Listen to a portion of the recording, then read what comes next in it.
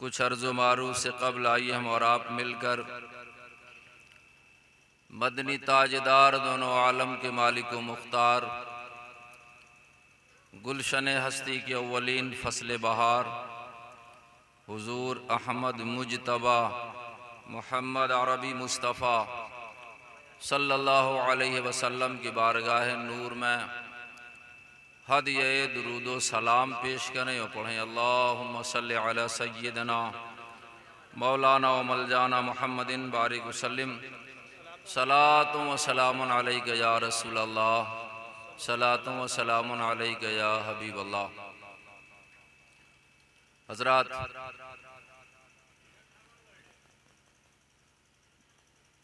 मौलाना इलियास साहब तशरीफ़ फरमा हैं।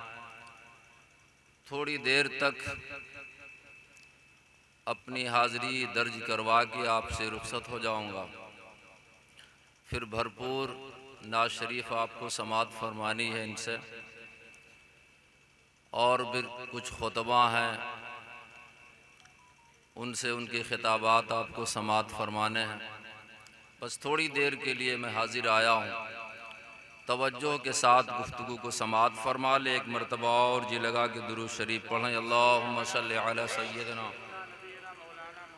मौलाना व मौलाना मुहम्मदिन बारिक वसल्लिम सलातु व सलामुन अलैका या रसूल अल्लाह सलातु व सलामुन अलैका या हबीब अल्लाह। खुतबा मसनूना के बाद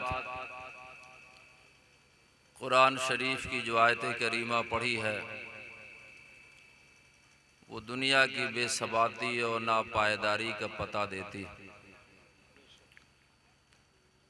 इरशाद बारी ताला है कुल्लु नफ्सिन ज़ायक़तुल मौत, हर नफ्स को मौत का जायका चखना।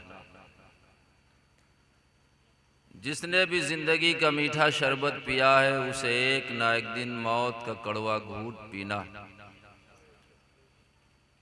मेरे अजीज़ों, आप दुनिया का मिजाज देखो।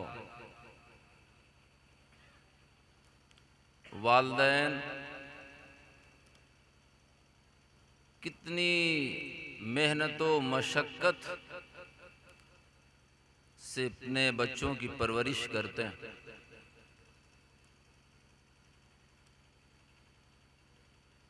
जब वालिद या वालदा का साया बच्चे के सर से रुखसत होता है तो थोड़ी देर तक बच्चा यतीमी का दाग लिए आंसू बहाता है। उसके बाद बच्चा हरकत में आता है, आखिरी रसूम की तैयारी शुरू कर देता है। आप गौर फरमाओ कितनी मेहनत व मशक्क़त से एक बाप अपने बेटे की परवरिश करता है, तालीम का इंतज़ाम करता है, खाने पीने का इंतज़ाम करता है।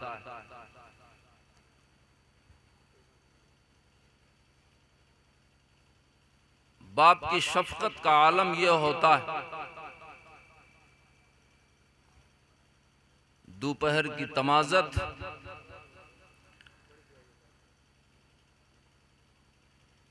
बाप सहता है और अपने बेटे को हर तरह की सहूलत पहुंचाने की कोशिश करता है। लेकिन जब बाप के जिस्म से सांस का ताल्लुक टूटता है तो थोड़ी देर तक रोने के बाद बेटा अपने उस बाप को जिसने बड़े मसाइब व मुश्किलात बर्दाश्त करके उसे पाला था, उसे कब्रिस्तान भेजने की तैयारी में लग जाता।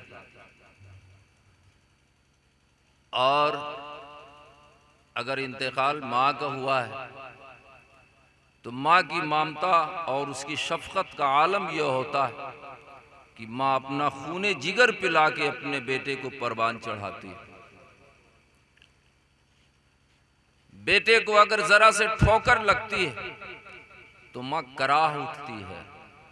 बच्चा जितनी दर्द का एहसास करता है उससे ज्यादा दर्द का एहसास माँ को होता। मेरे अजीजों, बेटा वालिदैन के इंतकाल के बाद मैंने अर्ज किया कि थोड़ी देर तक बैठ के रोता धोता है, उसके बाद आखिरी रसूल की तैयारी में लगता है। कभी अहबाब को इत्तला देता है, कभी रिश्तेदार को खबर करता है, कभी कफन फरोश के पास जाता है, कफन खरीद के लाता है, और कभी कब्रिस्तान में जाता है और कब्र खोदने वालों को ज़रूरी हिदायतें देता है। जब सारी तैयारियां मुकम्मल हो जाती, अजीज आ जाते हैं, रिश्तेदार आ जाते हैं, अहबाब आ जाते हैं, अहले बस्ती और अहले मोहल्ला इकट्ठा हो जाते हैं, तो फिर बारहा आपको मुशाहिदा है, इस्लामी रिवाज के मुताबिक मुर्दे को गुस्ल दिया जाता है, नहलाया जाता है, और नहलाने के बाद फिर लोग कांधा बदलते हुए शान व शौकत के साथ मुर्दा लाशे को कब्रिस्तान की तरफ लेके चलते हैं। कब्रिस्तान के हुदूद में दाखिल होने से पहले मैयत को सामने रख करके इज्तिमाई शक्ल में उसके लिए बख्शिश व मगफिरत की दुआ करते हैं, और फिर मुर्दा लाशे को उठा करके कब्रिस्तान की हुदूद में लोग लेके पहुंचते हैं, और फिर मुर्दा लाशे को उठाया जाता है और उठा करके कब्र के हवाले किया जाता है। जिस वक्त मुर्दा लाशे को कब्र के हवाले किया जाता है, उस वक्त का मंजर बड़ा अफसोसनाक होता है और बड़ा इबरतनाक होता है। आप गौर फरमाओ, उस वक्त वो बेटा मौजूद है जिस बेटे को बड़ी मोहब्बतों और शफकतों के साथ बाप ने पाला। बेटा उस वक्त अपने बाप की उन शफकतों और इनायतों का बदला क्या देता है? थोड़ी सी मिट्टी उठाता है बेटा, और उठा करके अपने बाप के चेहरे पर डाल देता है। वो पोता भी मौजूद होता है जिस पोता पर दादा हमेशा निसार होता है। अपने दादा की उल्फत और मोहब्बत का बदला बेटा क्या देता है? थोड़ी सी मिट्टी उठाता है, अपने दादा के चेहरे पर डाल देता है। मेरे अजीजों, भाई मौजूद होते हैं, भाई अपनी भाई बंदी का सिला क्या देते हैं? थोड़ी सी मिट्टी उठाते हैं, अपने भाई के चेहरे पर डाल देते हैं। रिश्तेदार और अजीजदार मौजूद होते हैं, रिश्तेदार और अजीजदार अपनी रिश्तेदारी और अजीजदारी का बदला क्या देते हैं? थोड़ी सी मिट्टी उठाते हैं और उठा करके अपने अजीज के चेहरे पर डाल देते हैं, रिश्तेदार के चेहरे पर डाल देते हैं। इसके सिवा न बाप बेटे को कुछ देता है, न बेटा अपने बाप को कुछ देता है, न दादा अपने पोता को कुछ देता है, न पोता अपने दादा को कुछ देता है, न अजीज अजीज को कुछ देता है, न रिश्तेदार रिश्तेदार को कुछ देता है। मुर्दा लाशे को जब तंगो तारीक मकान का मकीन बना दिया जाता है, तो फिर आहिस्ता आहिस्ता लोग अपने घरों की तरफ पलटने लगते हैं। नकीरैन कब्र में तशरीफ लाते हैं, सवालात कायम करते हैं। मेरे अजीजों, अगर मरने वाला इंसान ऐसा है जिसने अपनी जिंदगी की सुबह शाम फरमाने खुदा फरमाने मुस्तफ़ा के मुताबिक गुजारी, जब नकीरैन सवालात कायम करते हैं तो फिर अल्लाह के फजल से जवाबात उसकी जुबान पे जारी हो जाता है। और जब नकीरैन के सवालात के जवाबात जुबान पे जारी हो जाते हैं तो फिर अल्लाह का इरशाद होता है, फरिश्तों इसकी कब्र में जन्नती बिस्तरा बिछा दो, इसे जन्नती पोशाक पहना दो और जन्नत की खिड़की खोल दो ताकि जन्नत की भीनी भीनी खुशबू इस तक पहुंचती रहे। लेकिन मेरे अजीजों, मरने वाला इंसान ऐसा है जिसने अपनी जिंदगी की सुबह शाम खुराफात में गुजारी, शैतान की पैरवी में गुजारी। नकीरैन जब सवालात कायम करते हैं तो फिर उसकी जुबान पे एक ही सदा होती है, हा हा लादरी, अफसोस मुझे तो कुछ पता ही नहीं। मेरे अजीजों, जिस वक्त ये सदा जारी होती है, हा हा लादरी, अफसोस मुझे तो कुछ पता ही नहीं, अल्लाह के इरशाद होता है, फरिश्तों ये वो बंदा है जिसने दुनिया में जाके दुनिया की लौ लैब में फंस करके सब कुछ भुला दिया।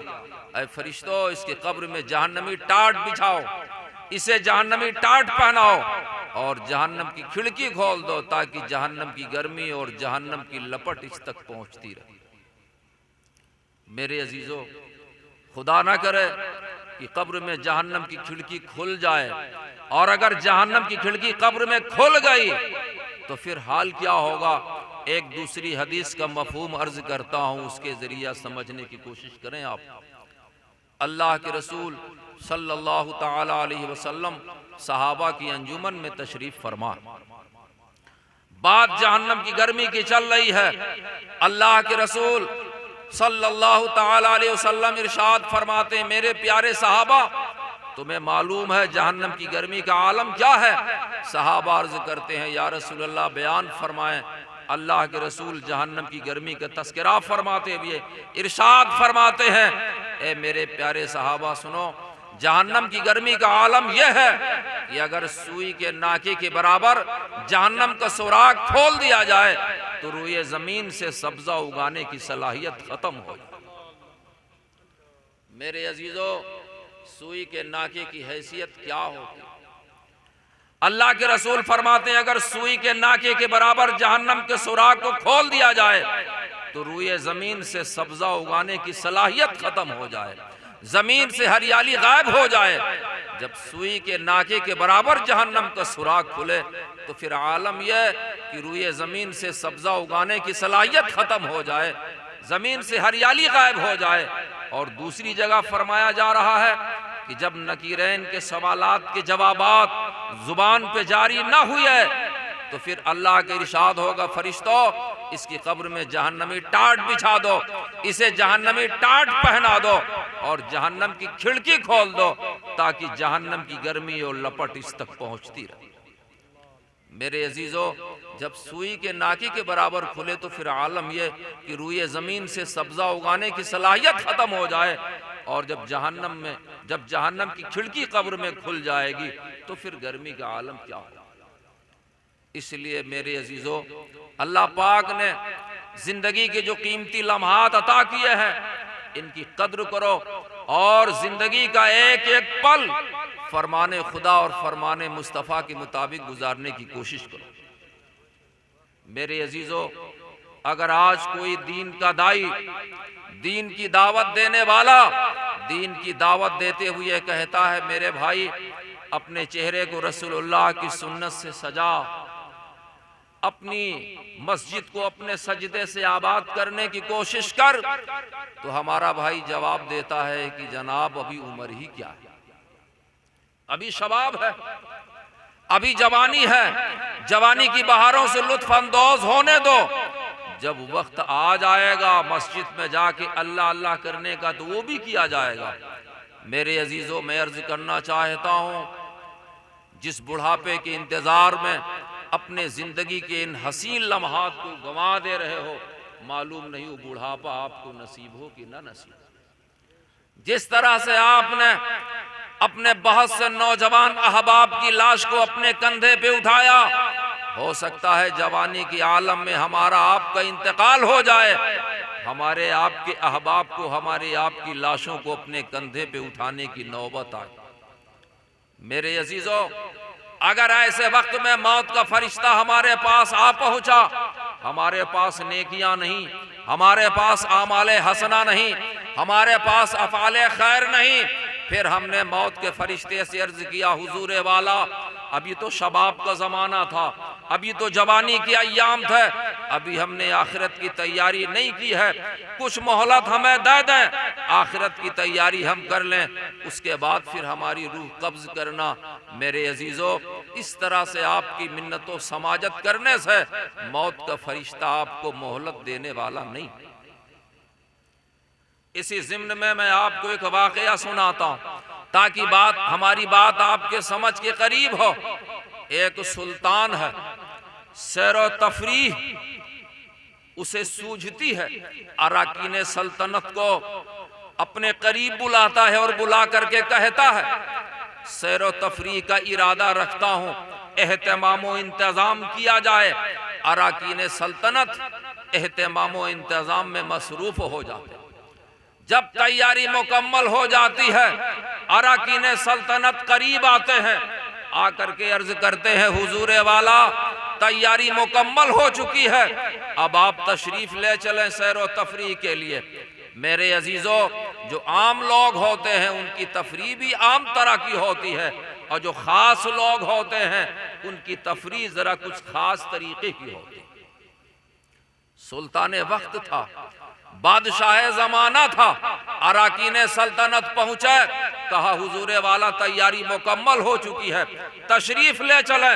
बादशाह वक्त है, शाही महल से निकलता है, तनहा नहीं है। मेरे अजीजों, आगे पीछे बहुत से अराकीन हैं, शाही जुलूस है, बड़े कर्रो फर के साथ, बड़े रोबो दाब के साथ, हिफाजती दस्तों के जुलू में बादशाह वक्त शाही महल से तफरीह के लिए निकलता है।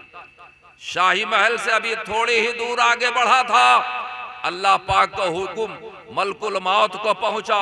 फला इंसान की जिंदगी का वक्त पूरा हो गया, मौत का वक्त आ पहुंचा, जाओ जाकर के उसकी रूह कब्ज करो। हजरत मलकुल मौत अलैहिस्सलातु वस्सलाम अल्लाह को हुक्म पा करके फौरन बादशाह वक्त की रूह कब्ज करने के लिए उसके पास तशरीफ ले आए। हजरत मलकुल मौत अलैहिस्सलाम जो ही तशरीफ लाए, शाही जुलूस है, बादशाह वक्त बहुत कर्रो फर के साथ सैरो तफरीह के लिए निकला हुआ है। हजरत मलकुल मौत अलैहिस्सलाम तशरीफ लाते हैं, बादशाह वक्त की घोड़े की लगाम को थाम लेते हैं। घोड़े की लगाम को थामना था, बादशाह वक्त गैज़ो गजब में बिफर करके कहता है, नादान तुझे नहीं मालूम मैं कौन हूं, इतनी हिम्मत, तूने घोड़े की लगाम थाम ली। हजरत मलकुल मौत अलैहिस्सलाम बादशाह वक्त शेखी बघारता रहा, सब कुछ समाद फरमाते रहे, बादशाह को जो कुछ कहना था सब कह चुका। हजरत मलकुल मौत अलैहिस्सलाम ने फरमाया, मैं अच्छी तरह से आपको पहचानता हूँ, आप सुल्तान वक्त हैं, आप इस सल्तनत के सुल्तान हैं, मैं कौन हूँ शायद आपने मुझे नहीं पहचाना। बादशाह वक्त कहता है, आप कौन हैं, अपना तारुफ पेश करें, अपनी पहचान जाहिर करें। हजरत मलकुल मौत अलैहिस्सलाम फरमाते हैं, मैं मलकुल मौत अलैहिस्सलाम, मैं मौत का फरिश्ता हूं। जो ही मलकुल मौत अलैहिस्सलाम का नाम सुना, सुल्तान वक्त के बदन पर कपकपी तारी हो, लर्जा तारी हो गया बदन पर, कांप उठा मलकुल मौत अलैहिस्सलाम का नाम सुन करके। अब लहजा बदल गया, बात का अंदाज बदल गया, अंदाजे गुफ्तगू तब्दील करते हुए बड़ी लजाजत के साथ कहता है, हुजूर आप कैसे तशरीफ लाए, आने का मकसद क्या है, आने की वजह क्या है। हजरत मलकुल मौत अलैहिस्सलाम फरमाते हैं, तुम्हारी जिंदगी का वक्त पूरा हुआ, मौत का वक्त आ पहुंचा, मैं तुम्हारी रूह कब्ज करने के लिए तुम्हारे पास आया। बादशाह वक्त हाथ जोड़ के कहता है, हुजूर वाला बस एक गुजारिश आपसे, कबूल फरमा लें। हजरत मलकुल मौत अलैहिस्सलाम फरमाते हैं, क्या कहना है, जल्दी बोलो, वक्त बहुत कम बचा। बादशाह वक्त है, कहता है, हुजूर वाला इतनी मोहलत इनायत फरमा दें कि मैं शाही महल में चला जाऊं और शाही महल में जा करके अपने जानशीन का इंतखाब कर दूं, और शाही महल में जा करके अपने जानशीन का इंतखाब कर दूं, उसके बाद फिर आप मेरी रूह कब्ज फरमा लें। हजरत मलकुल मौत अलैहिस्सलाम ने इरशाद फरमाया, रब की जनाब से तुम्हें इतनी मोहलत नहीं है कि शाही महल में जा करके जानशीन का इंतखाब कर सको। मेरे अजीजों, मैं अर्ज करना चाहता हूँ, सुल्तान वक्त है, हाथ जोड़ करके हजरत मलकुल मौत अलैहिस्सलाम की बारगाह में अरीजा पेश करता है, इतनी मोहलत दे दें कि मैं शाही महल में जाकर के जानशीन का इंतखाब कर दूं, उसके बाद मेरी रूह कब्ज करें। हजरत मलकुल मौत अलैहिस्सलाम फरमाते हैं, रब की जनाब से इतनी मोहलत नहीं है कि शाही महल में जाकर के जानशीन का इंतखाब कर सको। मेरे अजीजों, मैं अर्ज करना चाहता हूँ, सुल्तान वक्त हाथ जोड़ करके मोहलत मांगता है, सिर्फ इतनी कि शाही महल में जाके जानशीन का इंतखाब कर सके। मलकुल मौत ने इतनी मोहलत ना दे। मेरे अजीजों, फिर आपके पास हजरत मलकुल मौत अलैहिस्सलाम तशरीफ लाए और आपने हाथ जोड़ के अर्ज किया, हुजूर वाला अभी तो शबाब था, अभी तो जवानी थी, अभी तो हमने आखिरत की कुछ तैयारी नहीं की है, थोड़ी सी मोहलत दे दें, थोड़ा से मौका दे दें, आखिरत की तैयारी कर लूं, उसके बाद आप मेरी रूह कब्ज फरमाएं। मेरे अजीजों, आप गौर फरमाओ, जब सुल्तान वक्त को मौका नहीं दिया मलकुल मौत अलैहिस्सलाम ने, तो हम जैसे भिखमंगों को मौका कहाँ इनायत फरमाए।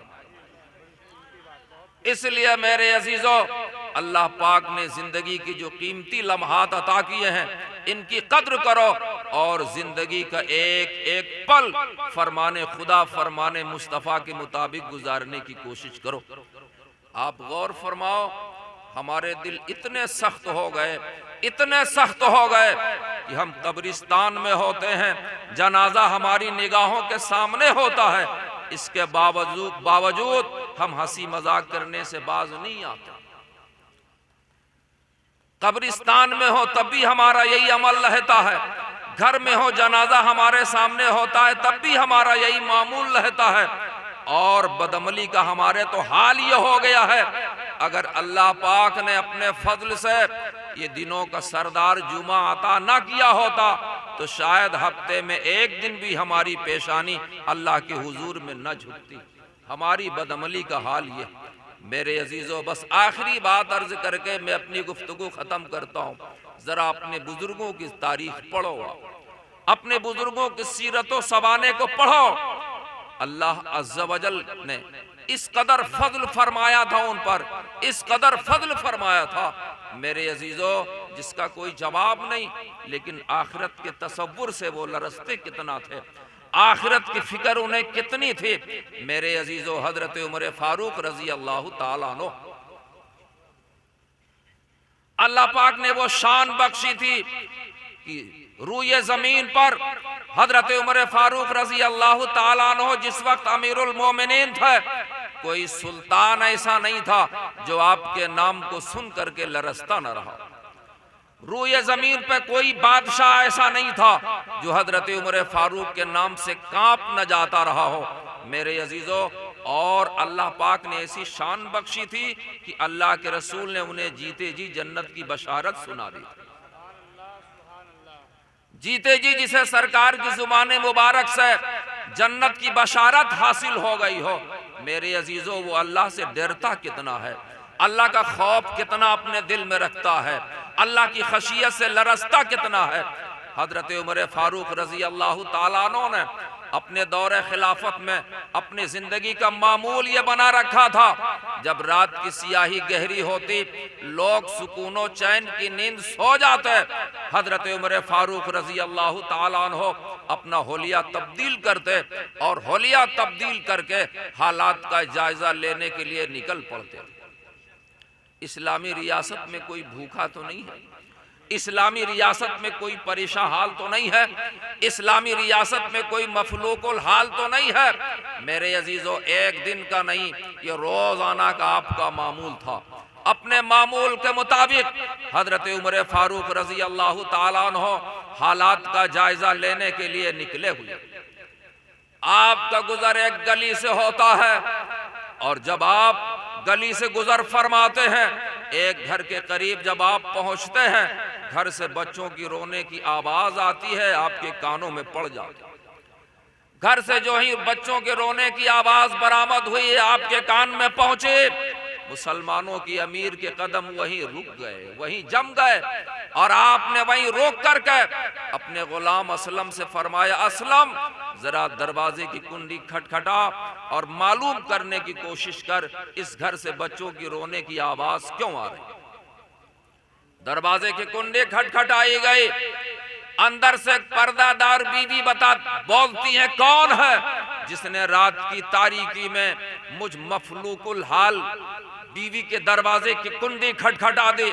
हजरत उमर फारूक रजी अल्लाह ताला अन्हु ने यह नहीं फरमाया कि मैं मुसलमानों का अमीर बोल रहा हूँ, आपने ये नहीं फरमाया कि मैं खलीफतुल मुस्लिमीन बोल रहा हूँ, आपने फरमाया कि मैं एक मुसाफिर। मुसाफिर आपने इसलिए फरमाया, दुनिया में जो भी आया है इसे किसी को दवाम नहीं है, हमेशा हमेशा यहाँ जो भी आया है उसे रहना नसीब नहीं है। जितने दिन अल्लाह पाक ने जिंदगी अता की है, बस उतने दिन गुजार करके दुनिया से जाना। इसी मुनासिबत से हजरत उमर फारूक रजी अल्लाह ताला अन्हु ने इरशाद फरमाया कि मैं मुसाफिर बोल रहा हूं। पर्दादार बीवी ने फरमाया, मुसाफिर, रात की तारीकी में तूने मेरे दरवाजे की कुंडी क्यों खटखटाई? हजरत उमर फारूक रजी अल्लाह ताला अन्हु इरशाद फरमाते हैं कि मुसाफिर जानना चाहता है आपके घर से बच्चों की रोने की आवाज क्यों आ रही। पर्दादार बीवी फरमाती है, मुसाफिर हर बात बताने की नहीं होती, तू जहां जा रहा है जा। हजरत उमर फारूक रजी अल्लाह ताला अन्हु बजिद हो गए, नई बीवी आपको बताना पड़ेगा आपके घर से बच्चों की रोने की आवाज क्यों आ रही थी। हजरत उमर फारूक रजी अल्लाह ताला अन्हु का इसरार जब हद से ज्यादा बढ़ा, पर्दादार बीवी पर्दे की ओर से फरमाती हैं, ऐ मुसाफिर, मुझ दुख रसीदा खातून की रोदादे जिंदगी को अगर सुनना ही चाहता है तो दिल पर पत्थर रख करके मुझ दुख रसीदा खातून की कहानी सुन। हजरत उमर फारूक फरमाते हैं, बीबी बयान फरमाइए अपनी कहानी। पर्दादार बीवी पर्दे की ओर से फरमाती हैं, ऐ मुसाफिर सुन, आज मेरे बच्चों का तीसरा फाका, मेरे बच्चों का पहला फाका हुआ और जब मेरे बच्चे भूख से निढाल हुए, खाने का मुतालबा मेरे बच्चों ने किया, मैंने चूल्हा जलाया और चूल्हा जला करके चूल्हे पे खाली हांडी को रख दिया। खाली हांडी बच्चों को दिखा करके मैंने तसल्ली दे के सुला दिया, खाना तैयार हो रहा है, जब तैयार हो जाएगा तुम्हें खिलाएंगे। मेरे बच्चों का पहला फाका था, बच्चों को तसल्ली हासिल हो गई, बच्चे सो गए। और जब बच्चों का दूसरा फाका हुआ, बच्चों ने मुझसे खाने का मुतालबा किया, मैंने यही तरकीब अपनाई और बच्चों को फिर दूसरे दिन सुला दिया। तीसरी रात आई, बच्चों का तीसरा फाका था, मैंने फिर जब बच्चों ने खाने का मुतालबा किया वही तरकीब अपनाई। लेकिन बहुत तरकीब अपनाने के बावजूद, बहुत दिलासा और तसल्ली देने के बावजूद भी अब मेरे बच्चों को तसल्ली नहीं हो रही है। ये बच्चों का फाका है, भूख है जो मेरे बच्चों को रोने पर मजबूर किए हुए।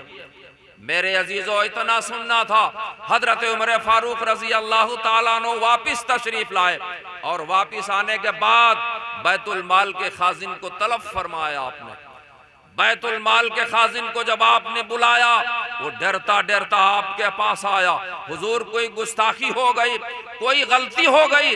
आपने फरमाया, नहीं कोई गुस्ताखी नहीं हुई, कोई गलती नहीं हुई, बैतुल माल का दरवाजा खोल दिया जाए। बैतुल माल का दरवाजा खोला गया, आपने इरशाद फरमाया अनाज की बोरी निकाली जाए। अनाज की बोरी निकाली गई और कुछ जरूरत के सामान थे, जो आप फरमाते गए सारा सामान निकाला जाता रहा।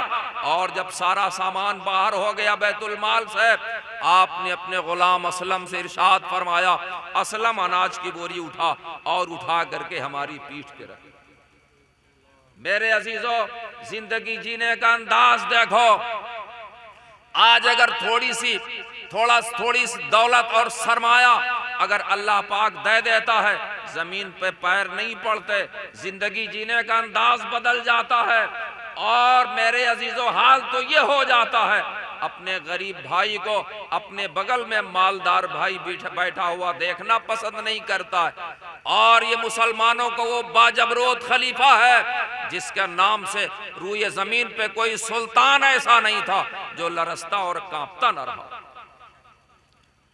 मेरे अजीजों, इस्लामी रियासत का रकबा 22.5 लाख मुरब्बा मील पर मुश्तमिल था।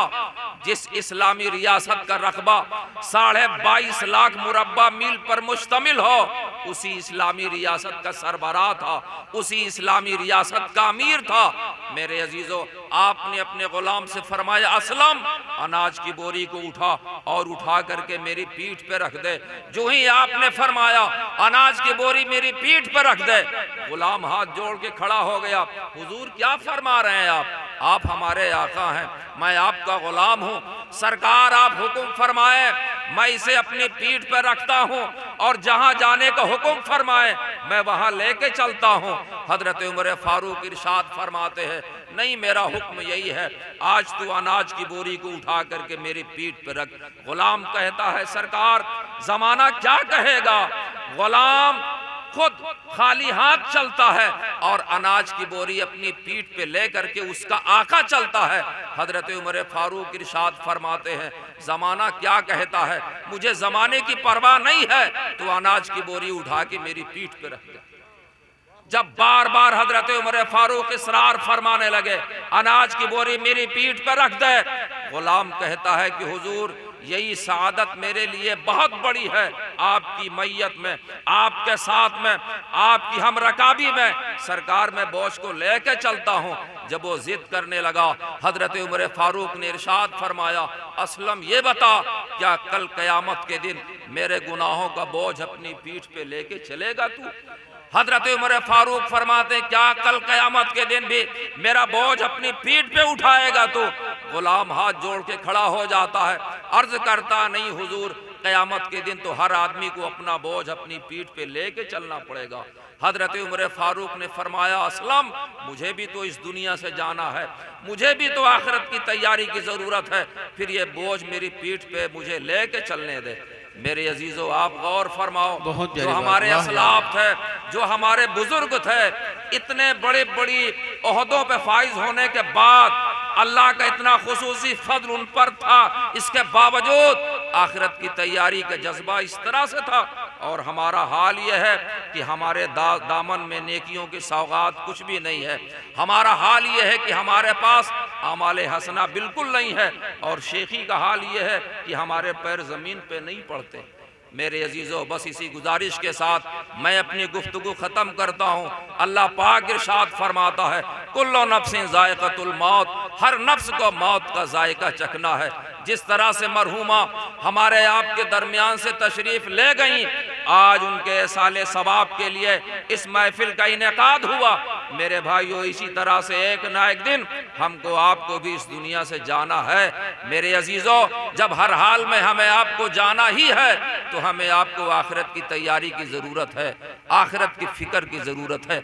अल्लाह की बारगाह में दुआ है, अल्लाह पाक इस महफिल को कबूल फरमाए, इस महफिल की बरकतों से अल्लाह मरहूमा की मग़फ़िरत फरमाए, और हमें आपको अल्लाह आखिरत के फ़िक्र और आखिरत की तैयारी की तौफ़ीक़ अता फरमाए। अस्सलामु अलैकुम व रहमतुल्लाहि व बरकातुहू।